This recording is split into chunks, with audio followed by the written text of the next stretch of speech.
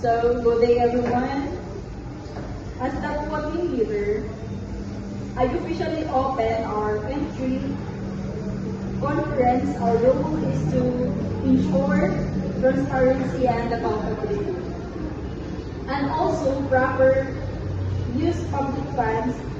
So let's work together respectfully throughout the audit. So, Ms. Kathy, I want to hear what is to say about that. Okay, for this audit period, we will review financial statements, procurement documents, payroll, disbursement. We will request your cooperation and timely submission of requirements. Okay, thank you, Ms. Kathy. So, what about the other COA auditor, Ms. Basalo? We will also conduct interviews, physical inspections, and review compliance with government rules. Our goal is not to find faults, but to help improve your systems. So, okay, thank you. So, what about the legal officer, Ms. Tiffany Tinduan? What do you say about that? As legal officer, I will look into contracts and laws. Please ensure that bidding documents, purchase orders, and suppliers files are available. Noted. COA team, our office will prepare all records and ensures everything is properly arranged for your review. That's all. Thank you. Okay, thank you, sir. So, what about the budget officer, Ms. Fernandez? What do you say about that? We acknowledge the upcoming audit. On the budget allocations, we will provide the approved act, budget utilization reports, and supporting documents. So, what about the accounting side of this statement? On the accounting side, we are ready to present the financial statements, journal entries, and ledgers.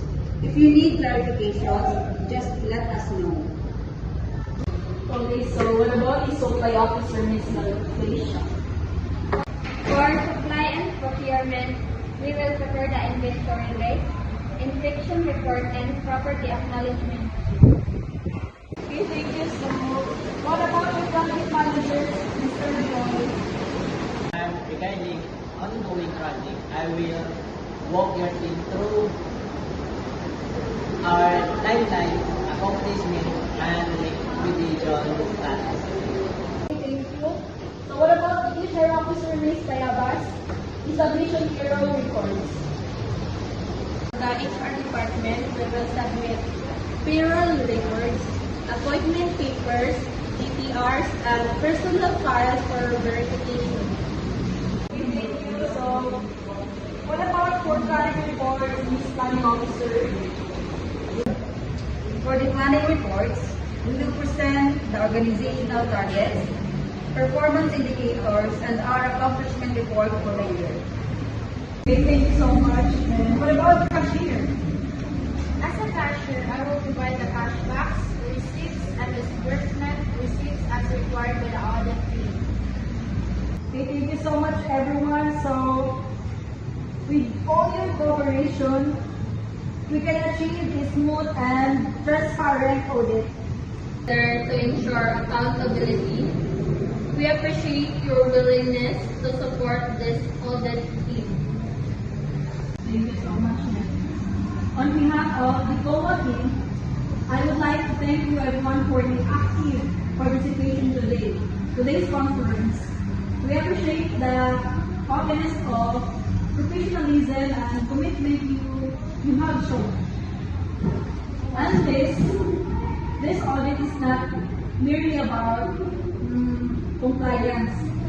It is about strengthening good governance, promoting the transparent, and ensuring that public resources truly serve the people. Let us continue to collaborate throughout the audit period. And without your support, we can ensure accurate reports, improve the systems, and more accountable institutions. So, thank you everyone. We look forward to productive and honest audit engagement, and good day. Thank you.